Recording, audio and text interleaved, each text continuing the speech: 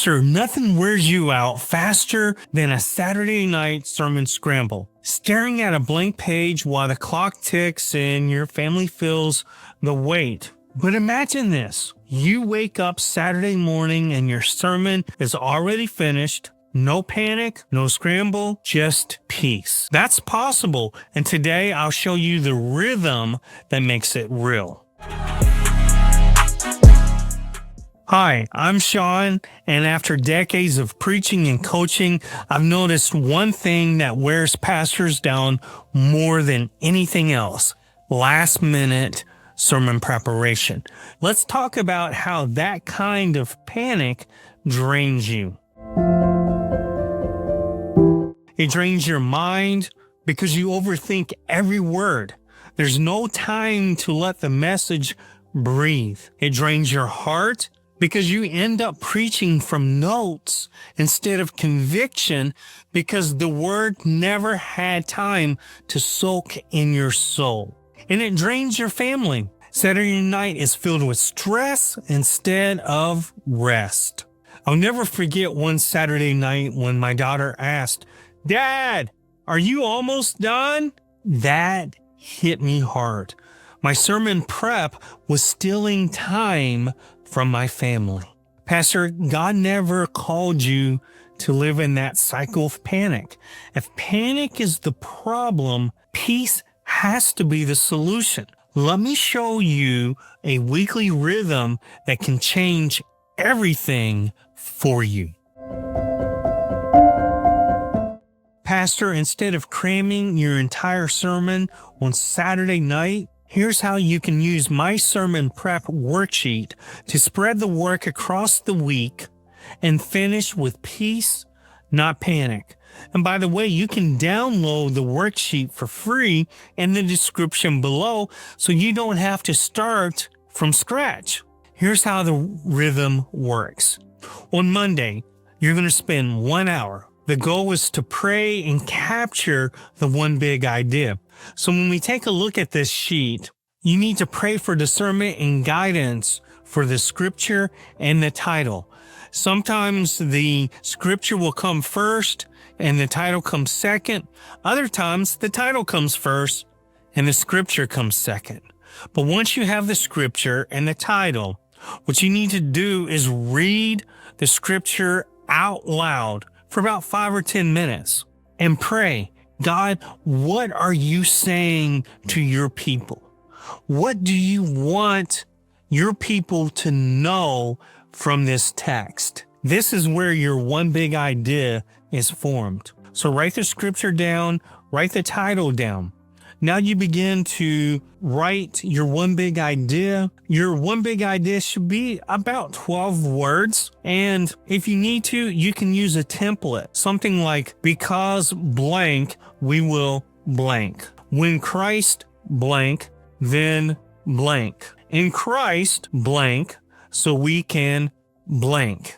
So that wraps up Monday. Now when we go to Tuesday, you're going to spend 2 hours and you're going to identify the problem, identify the solution, and then provide information with the head, the heart, and the hand. So when we take a look at the worksheet, there's a place where you need to identify the problem in the text. What's broken? What's missing? What's God opposed to? You're going to write the problem there. Then next, you need to identify the solution from the text. What does God do? What does God promise? What's the answer to the problem? Write that down in the box. Now we go to the next column, highlights the head, the heart, and the hand. The head, what do you want your people to know about the problem and the solution? The heart, what do you want your people to feel about the problem and the solution? And then finally, the hand, what do you want your people to do about the problem and the solution? And you're going to fill each one of those boxes out based on your scripture, based on the one big idea. So when we come to Wednesday, we're going to spend another 2 hours. And this is where you outline the 4 movements. Write the outline on the worksheet. Keep it concise and clear. Take the information from the head, heart, and hand and apply it to the 4 movements. And you might be asking, how do I connect the head, heart, and hand information to the 4 movements? Normally the head, what they need to know, is connected to the introduction and the exploration.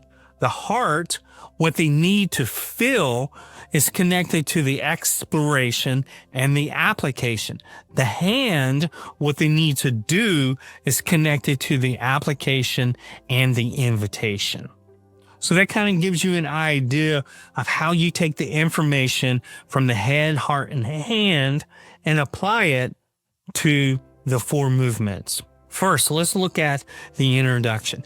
This is where you connect with story. Capture your people's attention through a story that names the problem. In your introduction, you want to name the attention and you want to state the big idea. And then you want to transition to your exploration, and you could say something like, today in whatever passage, God shows us. That's where you name the big idea. Now, when we look at the exploration, this is where we connect with Scripture. You read and highlight the truth found in the text. Note the context, identify key words, provide the structure. Keep explanations to 4 to 5 sentences. Highlight the Jesus or gospel connection, and if necessary, add 1 clarifying illustration or analogy. Then we move to the application. This is where we connect with implementation.